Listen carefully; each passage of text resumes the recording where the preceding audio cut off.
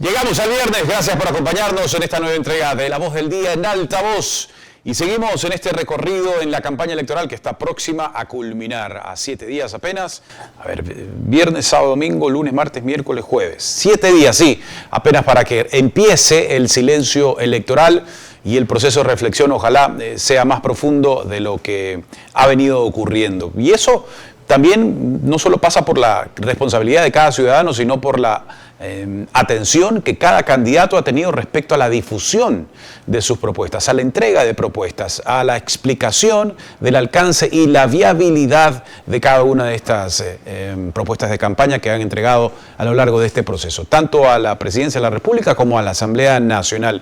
Con uno de esos candidatos vamos a hablar y a continuar nuestros diálogos aquí en La Voz del Día, Andrés Castillo, candidato a asambleísta por ADN, y luego conversaremos con Diana Murillo, este preocupante tema que vincula mucho y va desafortunadamente creciendo en el sector juvenil y en los adultos, definitivamente no son la excepción, las adicciones y el trastorno mental que esto genera. Y las adicciones de todo tipo. ¿Por qué no hablar en estos tiempos de la adicción al teléfono celular? Y lo que esto está causando también en diferentes esferas, tanto por los riesgos que conlleva en el momento que conducimos, por ejemplo, y los accidentes que generan, como por el distanciamiento que generamos frente a otras personas cuando estamos compartiendo los momentos en el presente. Asimismo, con la intoxicación que está generando en nuestro cuerpo el altísimo consumo de tecnología y uso de teléfono celular, que no es, pues, evidentemente algo nocivo, es más bien, se convierte en perjudicial cuando abusamos de este uso, pero hay que dosificarlo y empezar, o continuar más bien, mirando al frente. Bueno, hablaremos con la especialista Diana Murillo de esta y otras adicciones también que están, además, tratándose con efectividad en el Instituto de Neurociencias de la Junta de Beneficencia de Guayaquil. Así empezamos hoy.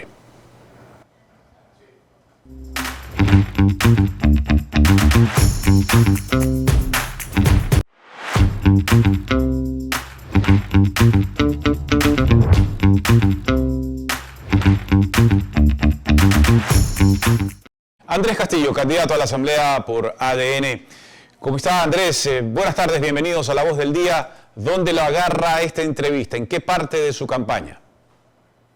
Hola Andrés, buenas tardes, qué gusto estar. Bueno, en campaña uno hace del carro la oficina y de la oficina la bodega. Así es que estoy ahorita cerca de la avenida 10 de agosto y Patria, por donde los quiteños conocemos que es del puente del Huambra. Ahí estoy. Ajá. Ahí estoy. Gracias por invitarme. Con mucho gusto. ¿Cuál es el tono que le ha intentado imprimir a su campaña, Andrés, en este proceso? El tono de comunicación, en fin. De fuerza, de firmeza, de determinación a la hora de enfrentar la inseguridad, Andrés. El presidente de la República ha hecho muchos esfuerzos para que, en efecto, las Fuerzas Armadas tengan la dotación suficiente para poder enfrentar al crimen. Chalecos, cascos, armamento, munición, camionetas, vehículos, cuarteles, bonos extras para los que están interviniendo en el combate interno. Pero lastimosamente ese enorme esfuerzo no ha sido acompañado por la Asamblea Nacional. ¿Y cómo debe acompañar la Asamblea Nacional? Llevando adelante proyectos de ley que reformen el sistema penal ecuatoriano. Por ejemplo, ¿por dónde empezamos? El país. Primero, con el tema relacionado al procedimiento de juzgamiento de los delincuentes. No podemos seguir viviendo en un país, Andrés, en donde el delincuente entra por la puerta de adelante a los juzgados y a los 5 minutos sale por la puerta de atrás. Pues. Y lo que los jueces dicen es que eso a mí me obliga a la norma. Yo tengo que dejar libre a un delincuente que no se le juzga dentro de las 24 horas posteriores a la flagrancia. O si es que le juzgan dentro de las 24 horas posteriores a la flagrancia, la prisión preventiva es de última ratio. En última de las circunstancias se le puede meter preso al delincuente. Entonces, esas normas lo que hacen es que el delincuente se nos ríe en la cara.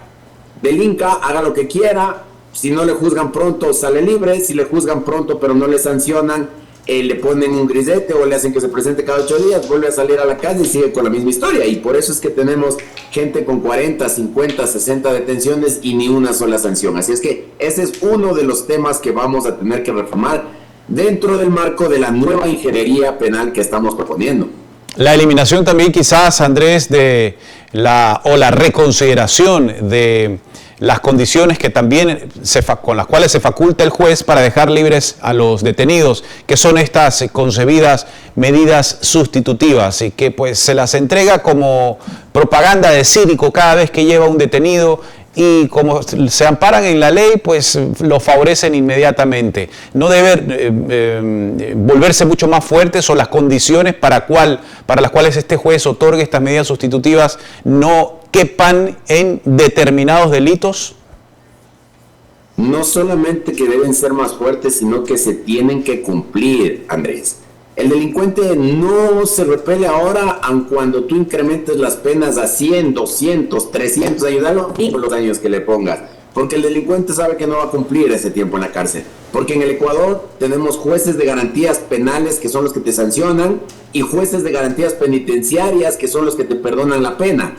Resulta que un delincuente entra después de haber asesinado a alguien, y en la cárcel, según ellos, se está portando bien, y como se está portando bien, le reducen la pena a la mitad.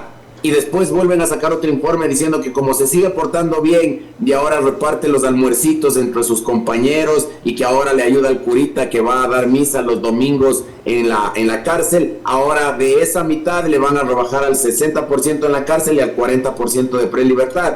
Entonces terminan cumpliendo penas irrisorias, y esta gente sabe que a la larga o a la corta va a terminar acogiéndose a cualquier tipo de reducción de la pena. Nosotros estamos planteando que esos procedimientos se los tenga que aplicar en casos extraordinarios y que no sea la regla como lo que está pasando ahora. Y que adicionalmente el delincuente sepa que los procesos de juzgamiento se van a acelerar para que no se acojan a estas garantías que hacen que entren varias veces a la cárcel, se les accione muy poco y sigan aprendiendo de nuevas mañas cuando entran a la cárcel, como supuestamente un mecanismo de rehabilitación. En las cárceles no hay rehabilitación, en las cárceles hay perfeccionamiento del crimen, y esa es otra de las cosas que queremos cambiar. El sistema penitenciario ecuatoriano, en donde el delincuente en realidad trabaje para vivir, se mantenga a él mismo y pueda salir a la calle con un arte u oficio al cabo de haber cumplido toda la pena en su integralidad.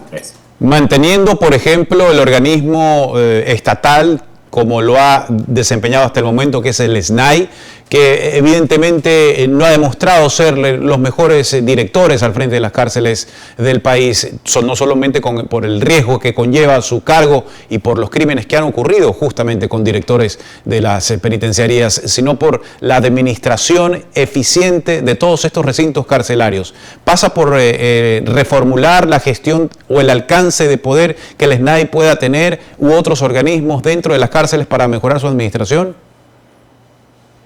Exactamente, esa es la idea. Nos hemos acostumbrado en el país a la lógica de la semántica, ¿no? A cambiar el nombre de las instituciones creyendo que con eso va a cambiar el funcionamiento de las mismas, cuando en realidad lo que se tiene que cambiar o mejorar son las funciones que la ley les otorga y hacer que esas funciones se cumplan como se debe cumplir. Le pongo un caso, Andrés. En varias campañas, en esta no he escuchado a nadie decir eso, pero en varias campañas políticas han dicho hay que eliminar el CENESID. Bueno, el CENESID es la institución de regulación de las universidades. Si se limita el CENESID como institución, como nombre, habrá que crear otra institución que sea la encargada de regular la educación superior. El problema no está en el nombre, el problema está en la institución, en las facultades que tiene, en quién las dirige, en cómo se puede aplicar las normas que se deben hacer para esa institución. Entonces, en el caso del SNAI, se llame como se llame, debemos hacer que sea una institución fuerte, que tenga capacidad de acción, que los guías penitenciarios tengan un correcto reclutamiento, que tengan una carrera dentro de la institución, que puedan ser promovidos, que ganen mejor, para que de esa manera ellos no sean presa fácil de los delincuentes que están adentro. Porque, Andrés, yo me pregunto, ¿no? Sin decir que eso es lo común, sino más bien como una idea suelta. Un muchacho que entra a trabajar como guía penitenciario, ganando $800. Y al cabo de varios años le ascienden y gana $1,000 o $1,200. Y el que más años ha estado llega a ganar, en el mejor de los casos, $1,500 mensuales. ¿Será capaz de decirle que no al narco que le ofrece $5,000 mensuales para que le deje meter armas a la cárcel? O que le deje meter celulares a la cárcel, o que le deje salir un ratito a darse una vuelta por la calle. ¿Se podrá resistir? Bueno, ciertamente es un tema de valores primero, pero si es que tenemos esa asimetría entre lo que el Estado les ofrece versus lo que les ofrece la mafia, muy probablemente habrán algunos que sucumban frente a esto. Entonces debemos hacer que el SNAI tenga funcionarios, esto es, los guías penitenciarios, la gente que controla las cárceles, con capacidad de acción, debidamente armados, debidamente equipados, con conocimiento, con promoción, etcétera. Entonces, más allá del nombre, tocayo, yo creo que en el Ecuador debemos fortalecer esa institución y darle un manejo técnico a partir de gente que conozca del sector, que conozca del ramo de la seguridad penitenciaria. A veces se cree que por ser policía retirado u oficial de la policía retirado son credenciales suficientes para manejar las cárceles, y hemos visto que eso no es la solución. De llegar a esa implementación de todos estos recursos que anota y este diagnóstico que describe, de mejorar la situación del SNAI y las cárceles en el país, con ello llegaríamos a la necesidad de no tener que recurrir, como se recurre actualmente, a la fuerza militar para que tanto en los exteriores como en sus controles, en los ingresos y eventualmente en los operativos que se realicen, estén permanentemente custodiando los recintos carcelarios, formación, obviamente que ocurren casos de emergencia y que ahora por las circunstancias tienen que estar presentes. Pero si se da todo ese proceso que describe, en algún momento tenemos que decirle a los militares que lleguen a hacer el trabajo para el cual están capacitados. Por supuesto, porque las Fuerzas Armadas, mire, en cualquier acción extraordinaria, las Fuerzas Armadas siempre están listas para respaldar a la nación. Yo por eso respeto tanto a esa institución, la valoro y la quiero, tocayo. Cuando hay un desastre natural, se entiende que de ordinario, quien debe manejar los riesgos es la Secretaría Nacional de Gestión de Riesgos. Pero cuando ya viene la tragedia y se viene el deslave, o se viene la inundación, o se viene el incendio, son las Fuerzas Armadas las que salen a respaldar, ¿no es cierto? Con vehículos tácticos, a remover escombros, a ayudar a rescatar a los damnificados, a ayudar a rescatar a las víctimas, porque las Fuerzas Armadas son esa garantía de apoyo a la sociedad civil desde la fuerza militar. Entonces, si es que llegase a fallar el SNAI a la interna, bueno, tendrá que entrar la policía, tendrá que entrar el ejército, pero ahora fallan más en el SNAI y los guías penitenciarios porque no tienen las garantías, porque no tienen los recursos, porque no tienen las normas que les faculten para actuar dentro de la cárcel. Resulta que cuando comenzó todas las crisis penitenciarias, se inició básicamente en la cárcel del Turi, o de Turi. Los cuencanos me dicen que no es del Turi, sino de Turi. En la cárcel de Turi hubo el primer amotinamiento hace varios años atrás, en donde accionaron los guías penitenciarios, en donde redujeron a los violentos, en donde los sometieron y los calmaron, y salieron las organizaciones de derechos humanos a decir que les han estado mancillando sus derechos y que les han estado golpeando, cosas por el estilo, y hubo más de un guía penitenciario que fue sancionado con la destitución. Entonces, ¿cómo quieren que se controlen las cárceles si por delante se pone las garantías a aquellos que agreden a sus compañeros? ¿Cómo quieren que haya rehabilitación social dentro de las cárceles si comen café, almuerzo y merienda sin hacer un solo esfuerzo? ¿Cómo quieren aprender un nuevo arte u oficio, tocayo, si estos manes, cuando hay un amotinamiento, lo primero que hacen es coger la moladora del taller de carpintería para volarle la cabeza al resto de sus compañeros? Entonces debemos tomar conciencia de que la delincuencia ahora está organizada, de que los niveles de violencia son mucho más altos, que el Estado tiene que enfrentar no con uso proporcional de la fuerza, sino siempre con un uso mayor. Porque si no, el delincuente te juega empatar. Ustedes en Guayaquil tuvieron que vivir hace unos días atrás cómo los delincuentes recibieron con fusil a las Fuerzas Armadas, a la fuerza pública en Sauces, y se armó una balacera donde podían haber muerto muchos civiles. Por lo tanto, debemos caminar hacia la opción del uso legítimo de la fuerza, más que proporcional de la fuerza. Si es que el Estado tiene el monopolio de la...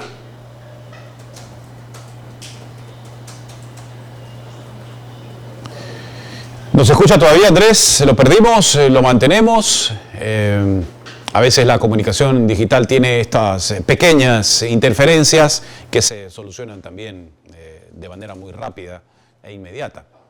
Bueno, estamos de nuevo, intentaremos retomar el contacto con el candidato a la Asamblea por ADN, Andrés Castillo, para seguir evaluando al menos otras propuestas de campaña que esperamos tenga en su agenda para proponer y además su bloque proponer. Y evidentemente la tarea de fiscalización que debe corresponder a cada uno de los asambleístas y estando pendiente del desempeño que las autoridades estén efectuando, incluso si forman parte del gobierno de ganar Daniel Noboa la presidencia, de reelegirse, fiscalizar a los propios ministros que forman parte de su partido. Entre otras preguntas, pues las plantearemos en el caso de que volvamos a contactarnos con Andrés. Hasta tanto, hacemos una pausa y ya regresamos. Todos tenemos diferentes líneas de pensamiento y todas se unirán por el futuro del país. Este 9 de febrero, el Ecuador elegirá sus nuevas dignidades. Vive esta jornada electoral con la más grande alianza multiplataforma. La mejor elección 2025. Nuestro enfoque es mostrarte la verdad a todo volumen. Queremos inspirarte a pensar críticamente y a que encuentres tus propias respuestas de los temas que se están quedando sin resolver. Esto es Altavoz. Síguenos en todas nuestras redes sociales. La verdad a todo volumen.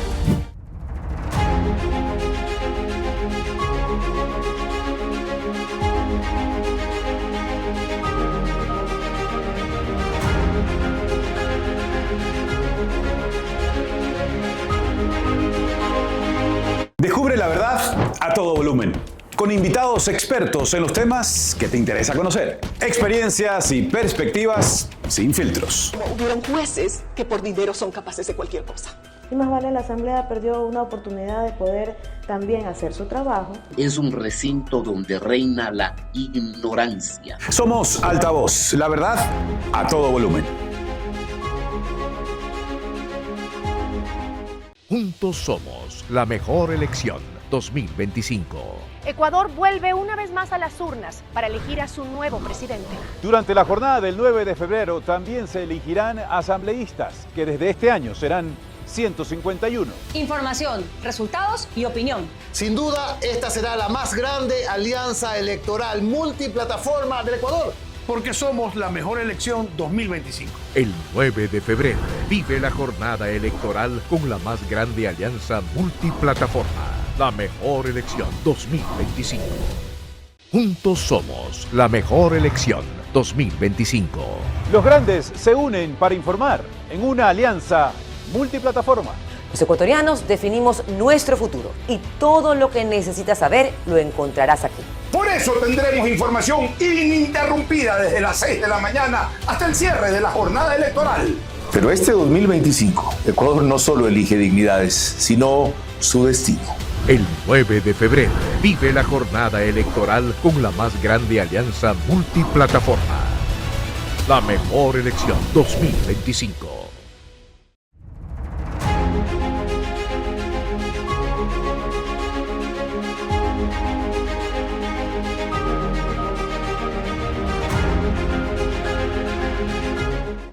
Retomamos el contacto con Andrés Castillo, candidato a asambleísta por ADN. Andrés, y queríamos preguntarle también respecto a la tarea de fiscalización que como legisladores les compete también y la mirada hacia dónde debe apuntar para que este trabajo además le entregue a la Asamblea no el poder, sino el buen nombre y prestigio que en estos momentos no goza ni lo tiene. La fiscalización, Andrés, es una actividad que tiene dos vertientes o dos formas de entender.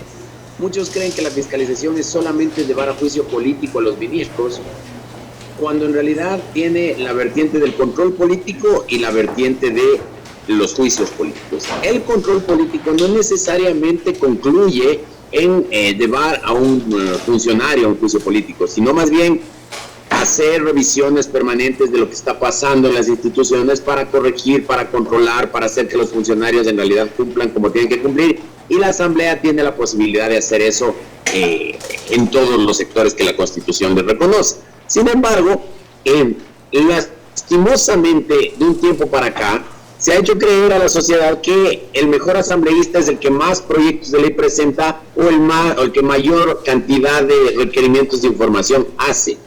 Presentan un montón de proyectos de ley y ninguno se convierte en ley. Presentan un montón de requerimientos de información y no concluyen un solo trámite. Entonces yo creo que el control político no puede ser ese espacio en donde los asambleístas hagan política y digan, aquí yo estuve controlándole a la empresa de correos y concluyó ese proceso de fiscalización. No, porque comenzamos otro en la Agencia Nacional de Tránsito y concluyó ese proceso. No, porque iniciamos otro en el Ministerio de Energía y Minas. Entonces, si es que vamos a comenzar un proceso de fiscalización, debemos concluirlo hasta el final, hasta que se tengan los resultados. Pero esto de estar mandando cartitas y oficios todo el tiempo a los ministros y estarles convocando a las comisiones todo el tiempo, hace que los ministros no puedan trabajar como lo tienen que hacer. De mi parte, habrá el compromiso de que si es que hay que fiscalizar a quien haya que fiscalizar, lo haremos, pero entendiendo como una actividad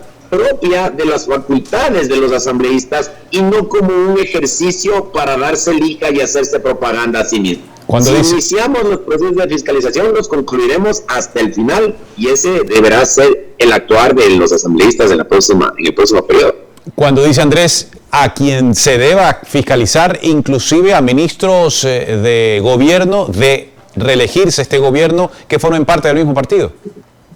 Pero claro, porque la Asamblea no puede cerrar los ojos frente a las cosas que pasan. Yo estoy convencido de que los ministros que ha elegido el presidente Noboa son gente capacitada, son gente de buena fe, son gente que está haciendo todos los días un trabajo importante, pero hay que entender que el control político es ese, es decir, el ir verificando lo que sucede en la función ejecutiva del Estado, tocayo, porque desde la época de Rousseau, de Montesquieu, los grandes analistas del derecho, los grandes teóricos del derecho, los frenos y contrapesos son importantes, hay que hacerlos, no debemos tener miedo. Por eso es que yo digo, hay que hacer el control político hasta el final.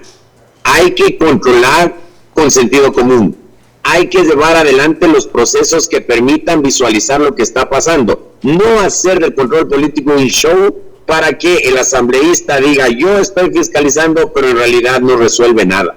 La fiscalización debe estar en la Asamblea. Hay que hacerla a todos los funcionarios que la Constitución faculta hacerlo, pero obviamente con sentido común y entendiendo que esos procesos de fiscalización deben tener resultados. Lo contrario es una pantomima.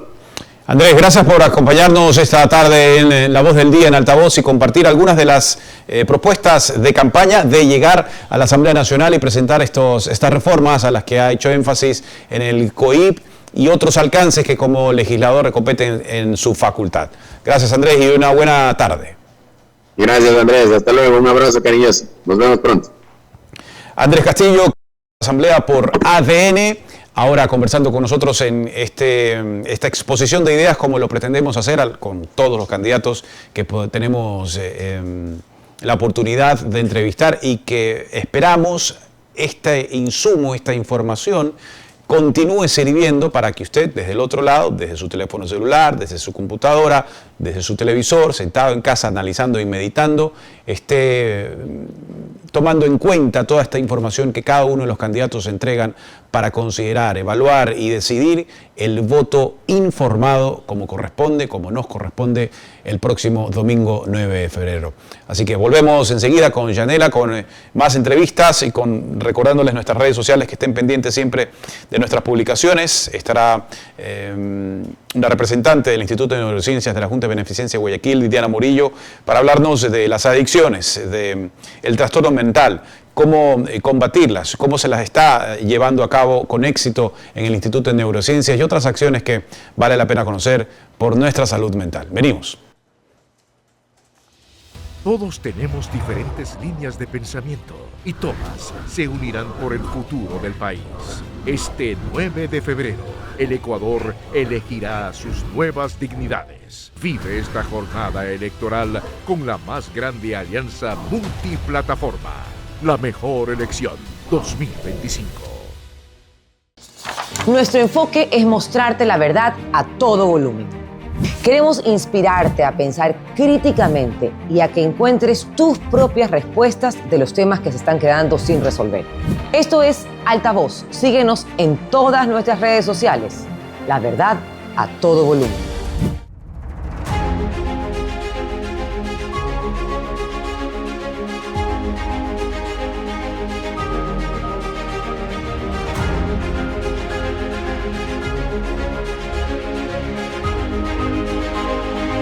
Descubre la verdad a todo volumen, con invitados expertos en los temas que te interesa conocer. Experiencias y perspectivas sin filtros. Hubieron jueces que por dinero son capaces de cualquier cosa. Y más vale, la Asamblea perdió una oportunidad de poder también hacer su trabajo. Es un recinto donde reina la ignorancia. Somos Altavoz, la verdad a todo volumen.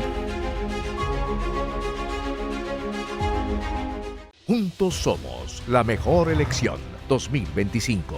Ecuador vuelve una vez más a las urnas para elegir a su nuevo presidente.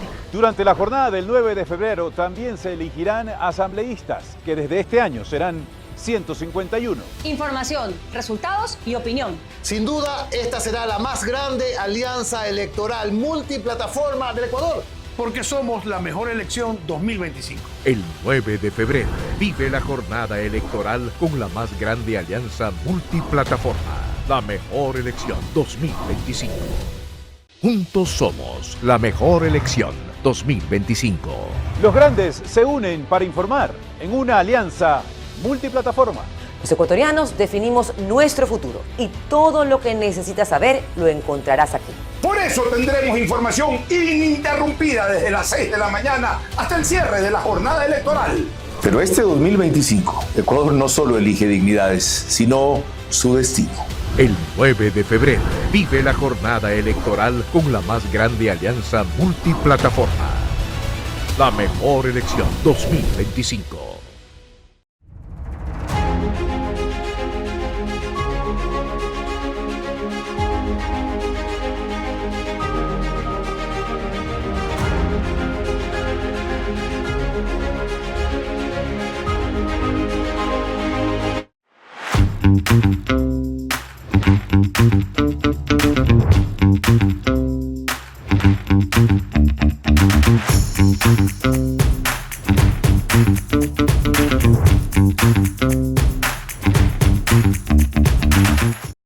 Estamos de vuelta en La Voz del Día.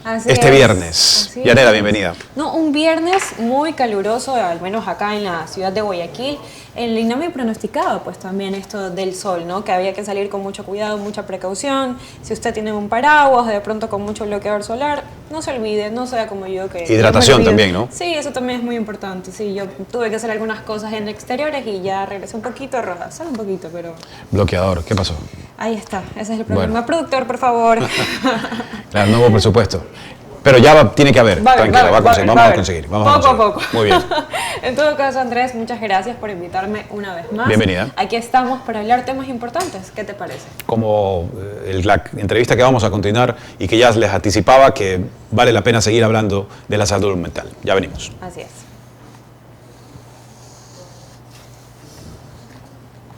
Muy bien, a veces Nati no nos escucha. Nati, por favor, no te olvides de la colilla. Bueno, perfecto. Estábamos esperando la presentación de nuestra invitada, pero está Diana Murillo, médica del Instituto de Neurociencias de la Junta, psicóloga del Instituto de Neurociencias de la Junta de Beneficencia de Guayaquil, para hablarnos de cómo se debe en casa. Empecemos por ahí.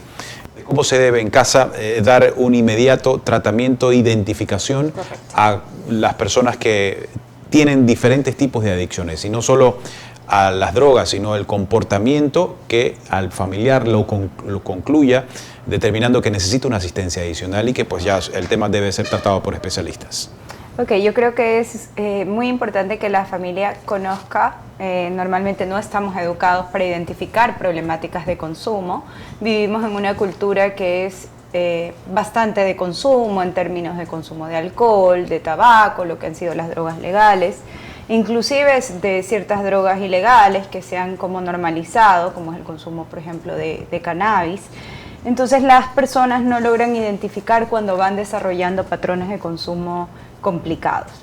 Yo creo que uno de los elementos que puede tener tanto la persona como la familia para empezar a identificar de que está desarrollando un problema relacionado con consumo de sustancias es la falta de libertad que tiene una persona para elegir, valga la redundancia, si consumir o no.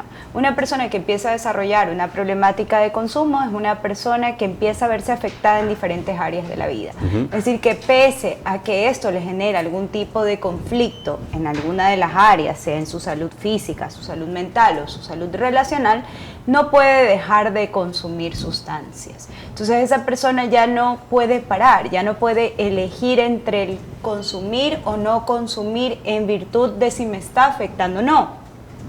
En ese sentido, esa persona continúa consumiendo porque su mente y su cuerpo quizás también están empezando a necesitar la sustancia. Entonces es importante que cuando la familia identifique o la persona identifique que tiene una problemática de consumo, no se silencie, porque además de tener este tema ya de por sí de las adicciones, de la salud mental en general, de tener un estigma, las adicciones también tienen un estigma. O que la familia no lo silencie también, sino que enfrente el tema. Exactamente. Entonces, como tiene este estigma, este peso, la familia generalmente y la persona no quiere hablar del tema. No es algo cómodo de lo que hablar. Entonces, es importante que la familia sepa que al identificar un problema de consumo, no se debe sentir miedo, no se debe sentir, tal vez miedo sí, un poco del tema de la angustia que puede producir el consumo, pero no miedo a pedir ayuda, no miedo a hablar del tema, no miedo a hablar de la salud mental y del consumo de drogas y de pedir la atención que se requiere para tratar una enfermedad, ¿no? Y el paciente igual, ¿no? Porque muchas veces no se quiere hablar sobre eso y de por sí es complicado y las mujeres encuentran aún más complicado hablar del tema porque hay un peso social un poco más importante sobre ellas. Generalmente son madres de familia o cuidadoras dentro de su casa o desempeñan algún rol que tiene que ver con cuidado y pues no quieren hablar del tema porque sienten que pueden ponerse en peligro y en la mira y en la sanción social. Ahí es cuando debe intervenir un especialista. Es muy importante que intervenga un especialista cuando la persona tiene un problema, ha perdido la capacidad de elegir un consumo como tal y empieza a haber conflictos en algún área de la vida de esa persona. Esa persona puede tener afección física, ¿verdad? Puede tener alguna afección mental. Hay ciertas drogas que pueden producir inclusive otros cuadros mentales y también pues obviamente la parte relacional. También puede ser la parte laboral, ¿no? Entonces hay personas que empiezan a consumir y empiezan a afectar su rendimiento laboral o su rendimiento académico o las relaciones en las familias. Cuando alguien nota esto, es un momento para pedir ayuda. Si pese a las consecuencias que está trayendo el consumo, esa persona no puede parar, es momento de pedir ayuda. Doctora, hablando precisamente, ¿no? ¿Cómo es este proceso para que una persona sea influenciada para poder consumir, ¿no? En este caso podríamos considerar de pronto las llamadas narconovelas. ¿Usted cree que esto afecta? ¿Usted cree que esto motiva, impulsa de una o de otra manera? Y a su vez también indíquenos cuál es la situación actual de las drogas. ¿Usted cree que también estas drogas de otros países han llegado acá, estas modas? Pónganos un poquito en contexto. Definitivamente el consumo de sustancias no es aislado, no hay síntomas psicológicos aislados de un contexto. Estas determinantes, ¿no? que están en la cultura, que están en lo que vemos en la televisión, en lo que escuchamos en las noticias, lo que conversamos en los diferentes espacios, lo que vemos como la cultura, terminan siendo patrones que nosotros vamos aprendiendo y los vamos naturalizando. Y en ese sentido influye en la dinámica del desarrollo de otros trastornos mentales. No son aislados, digamos.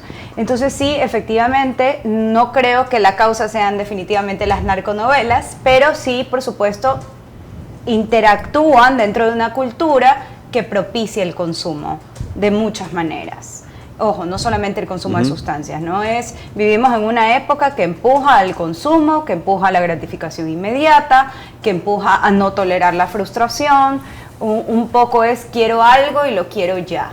Y las drogas nos muestran quizá esa cara más feroz de una cultura que empuja al consumo de la manera más nefasta. Es decir, la persona que tiene una adicción simplemente no tolera el malestar de vivir, porque vivir trae malestar, trae sus momentos buenos y sus momentos malos. La vida es así, pero no encuentran los recursos para afrontarlo. Entonces se enganchan de estas sustancias y no pueden salir de ellas porque no encuentran otra mejor forma de afrontar la vida. Por eso es tan importante recurrir a especialistas, no solamente por la parte de médica o clínica, de que la gente piensa vamos a limpiarle la sangre, vamos a manejar porque se va a enfermar con un suerito. No, es esta persona cómo se está enfrentando a la vida, y es aprender a relacionarse en la vida con las vicisitudes y las dificultades que esta nos trae, desde un lugar que no sea dañino para sí mismo. Entonces, el consumo está ahí en la cultura.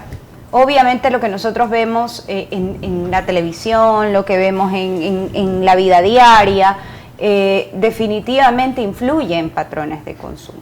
Y como les decía, no solamente de sustancias, sino de todo tipo de cosas,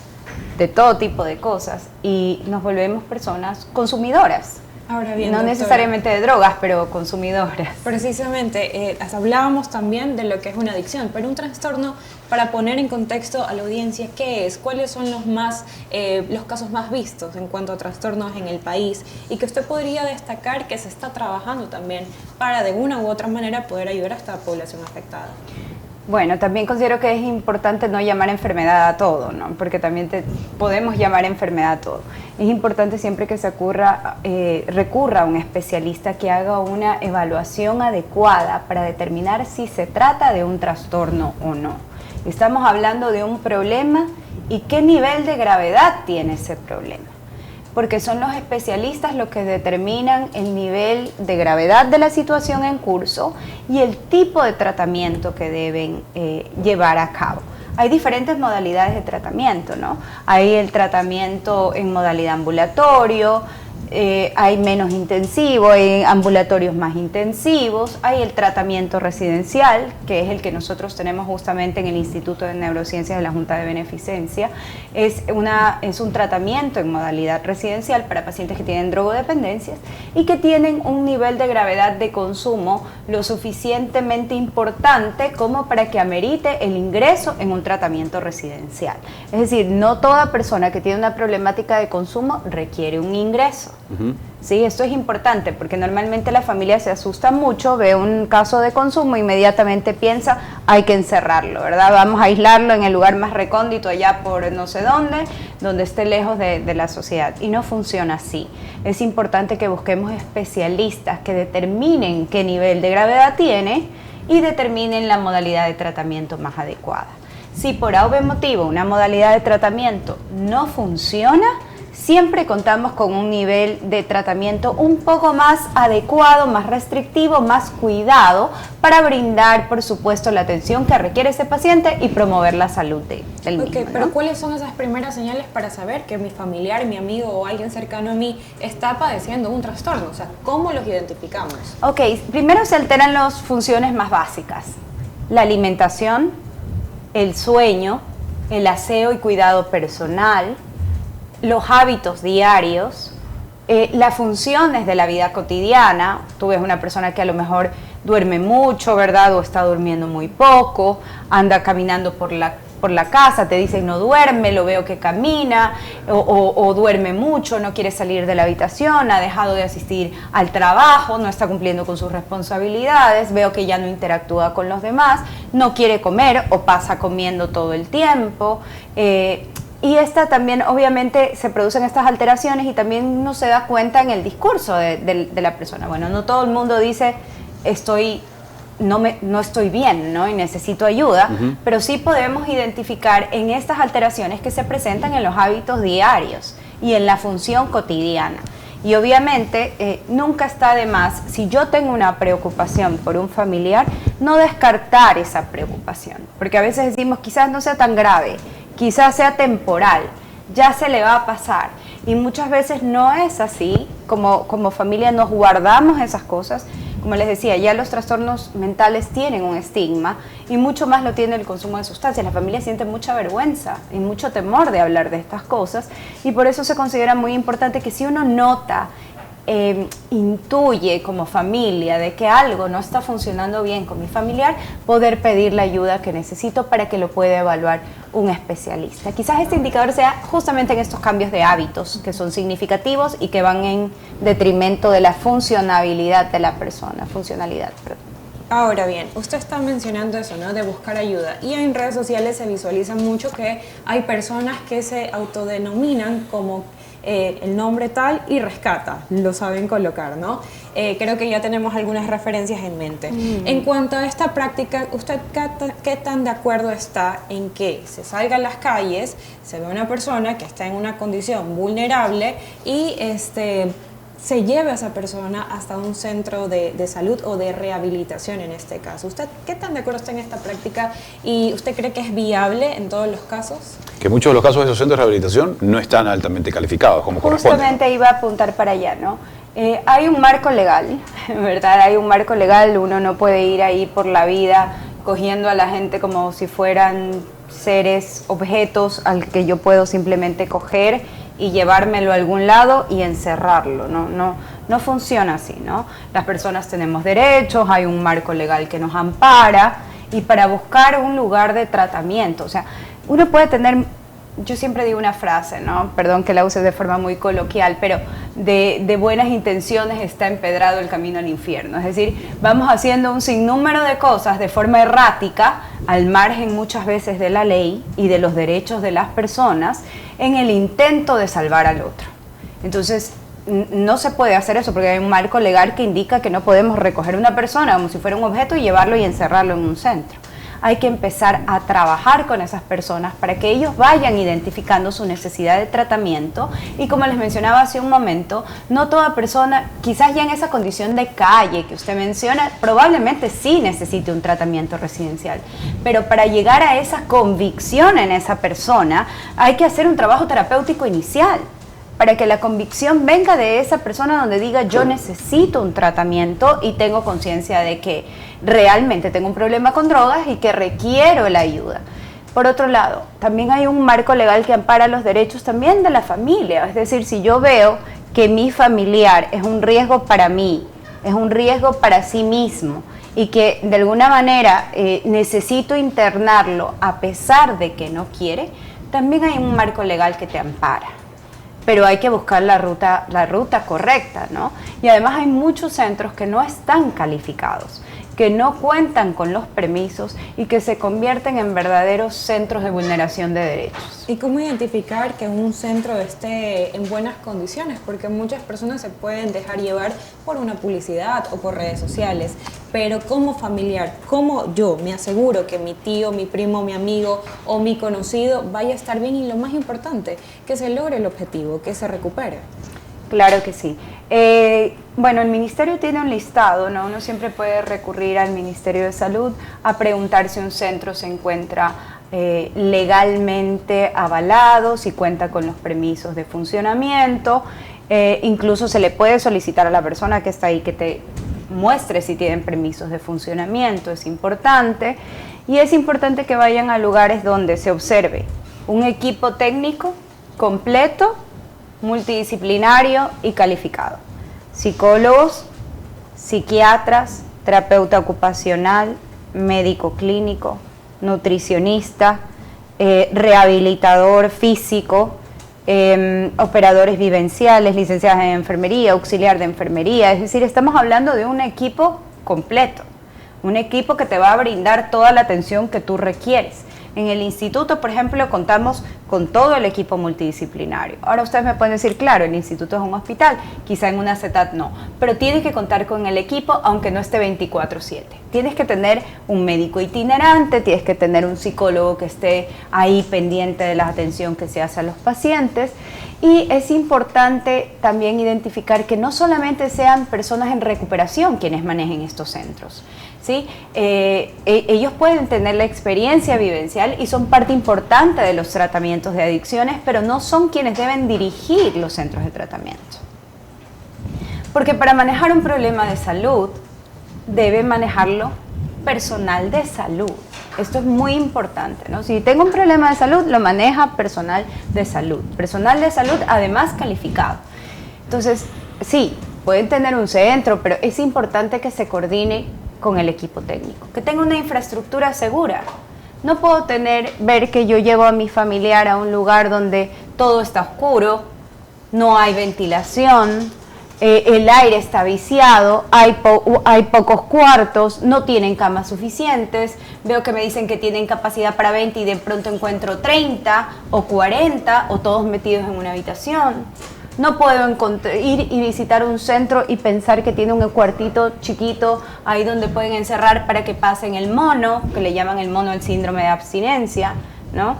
Entonces hay que ir identificando estas cosas, ¿no? La infraestructura, la seguridad de las instalaciones, que cuenten con un equipo multidisciplinario completo, que tengan profesionales de la salud mental calificados para esto y que tengan los permisos del Ministerio de Salud.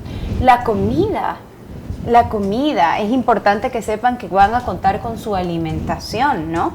Y obviamente el tipo de tratamiento jamás pasa por tratos denigrantes, gritos, humillaciones, golpes, te voy a castigar, no puedes ver a tu familia, ¿verdad? No puedes ver a tus hijos porque te lo mereces, porque has sido un mal padre, porque una mala madre.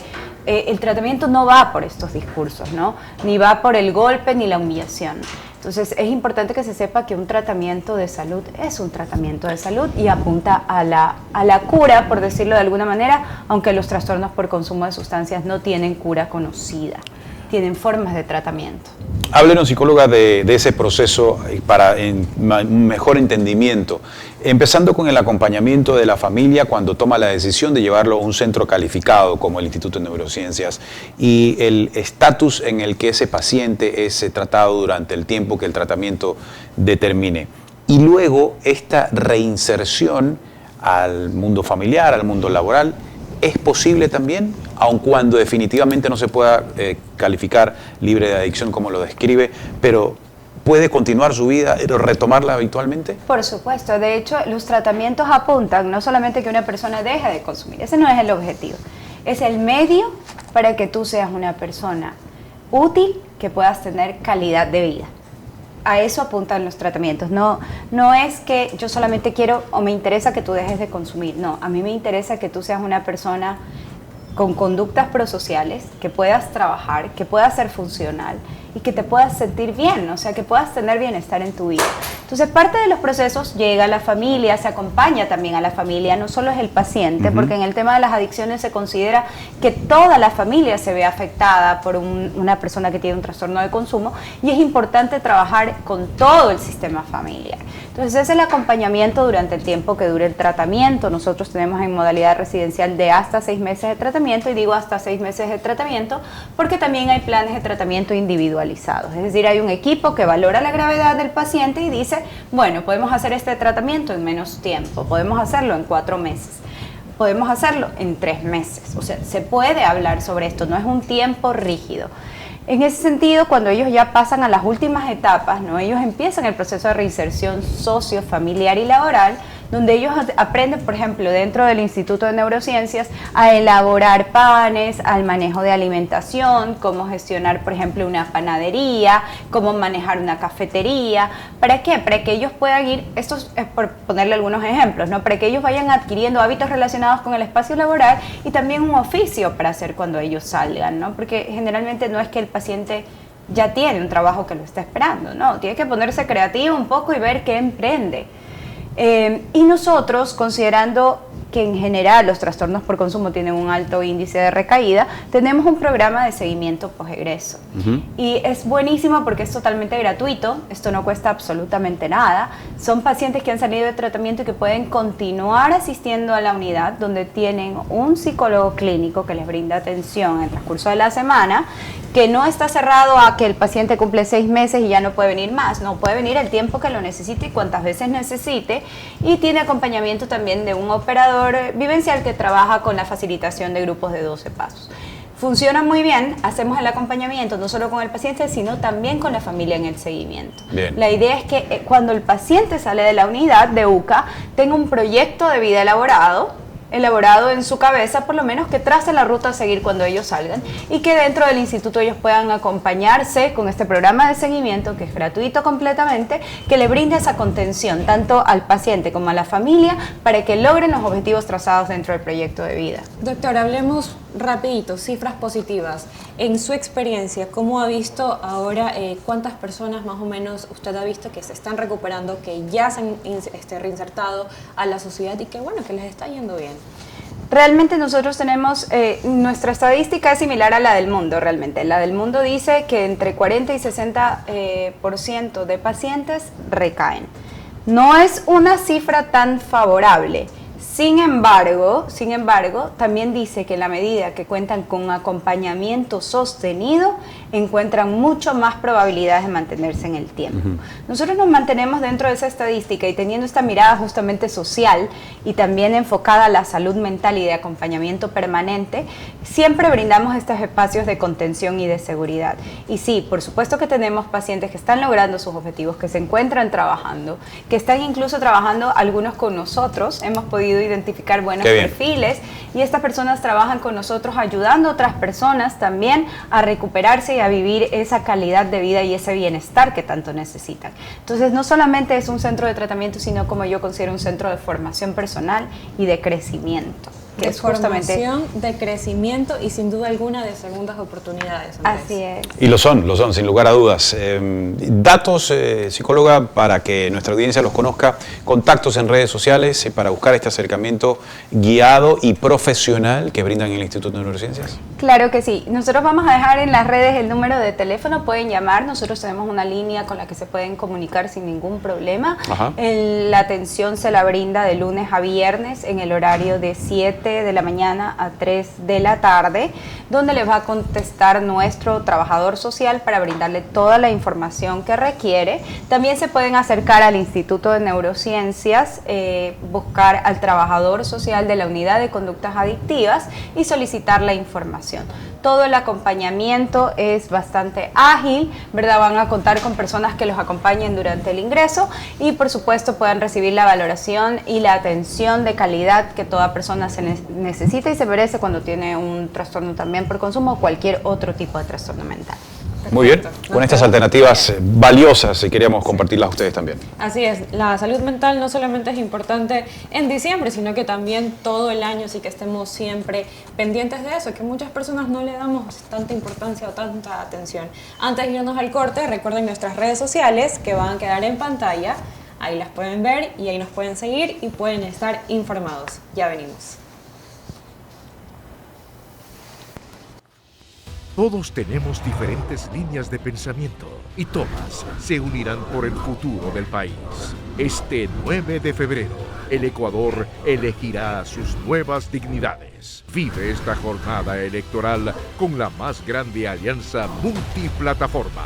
La mejor elección 2025. Nuestro enfoque es mostrarte la verdad a todo volumen. Queremos inspirarte a pensar críticamente y a que encuentres tus propias respuestas de los temas que se están quedando sin resolver. Esto es Altavoz. Síguenos en todas nuestras redes sociales.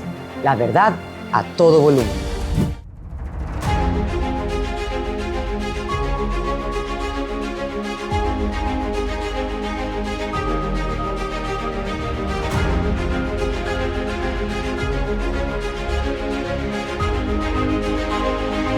Descubre la verdad a todo volumen, con invitados expertos en los temas que te interesa conocer. Experiencias y perspectivas sin filtros. Hubieron jueces que por dinero son capaces de cualquier cosa. Y más vale, la Asamblea perdió una oportunidad de poder también hacer su trabajo. Es un recinto donde reina la ignorancia. Somos Altavoz, la verdad a todo volumen. Juntos somos la mejor elección 2025. Ecuador vuelve una vez más a las urnas para elegir a su nuevo presidente. Durante la jornada del 9 de febrero también se elegirán asambleístas, que desde este año serán 151. Información, resultados y opinión. Sin duda, esta será la más grande alianza electoral multiplataforma del Ecuador, porque somos la mejor elección 2025. El 9 de febrero vive la jornada electoral con la más grande alianza multiplataforma, la mejor elección 2025. Juntos somos la mejor elección 2025. Los grandes se unen para informar en una alianza multiplataforma. Los ecuatorianos definimos nuestro futuro y todo lo que necesitas saber lo encontrarás aquí. Por eso tendremos información ininterrumpida desde las 6 de la mañana hasta el cierre de la jornada electoral. Pero este 2025, Ecuador no solo elige dignidades, sino su destino. El 9 de febrero vive la jornada electoral con la más grande alianza multiplataforma, la mejor elección 2025.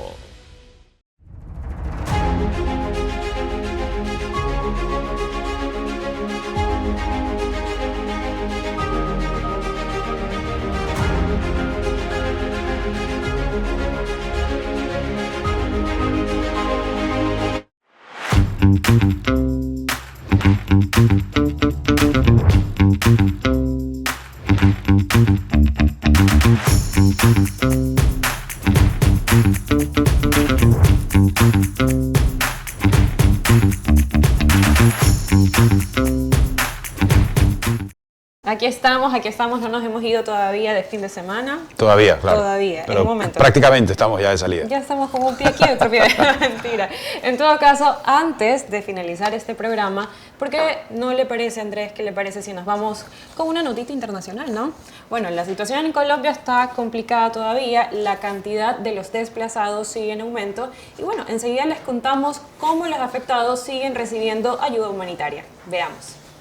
Yo estaba con mi hija y nos tocó también salirnos, obviamente asustados, que en el camino con tanta inseguridad para salir de esa finca nos fuera a pasar algo. Lady Barón, campesina oriunda de la región del Catatumbo, cerca de la frontera con Venezuela, narra cómo tuvo que salir de su tierra por los enfrentamientos entre el ELN y el Frente 33 de las disidencias de las FARC que iniciaron el 16 de enero. Uno siempre queda marcado en la vida, muy triste la verdad. Pues donde yo vivo pues dejamos todo, rancho, las cosas, y nos venimos por la situación. Ahora se encuentran refugiados en albergues en Cúcuta y se suman a la lista de los 52.000 desplazados que ha dejado esta crisis humanitaria. Cifras oficiales reportan que se han recolectado más de 800 toneladas de ayudas humanitarias con alimentos y enseres de primera necesidad que se han entregado en los 10 municipios receptores.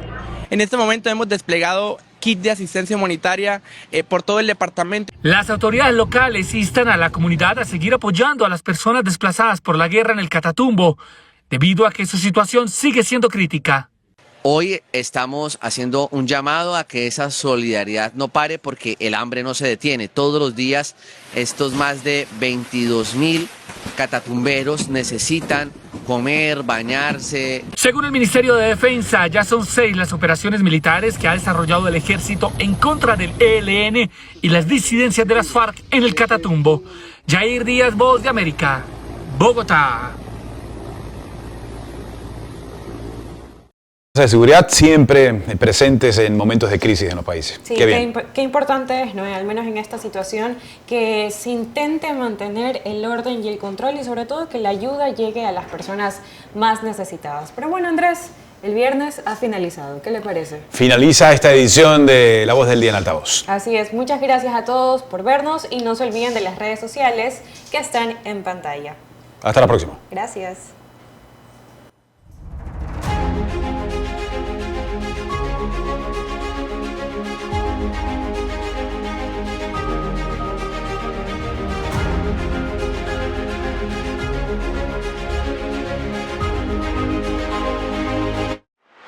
Thank you.